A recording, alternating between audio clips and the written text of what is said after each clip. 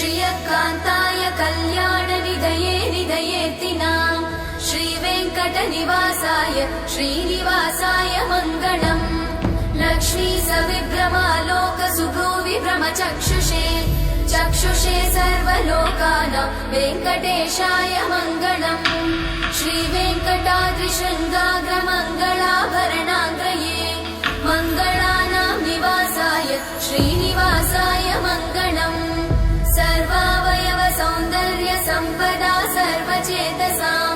सदा सम्मोहनायास्तु वेङ्कटेशाय मङ्गलम् नित्याय निरवध्याय सत्यानन्दचिदात्मने सर्वान्तरात्मने श्रीमद् वेङ्कटेशाय मङ्गलम् स्वतः सर्वविदे सर्वशक्तये सर्वशेषिने सुलभाय सुशीलाय वेङ्कटेशाय मङ्गलम्।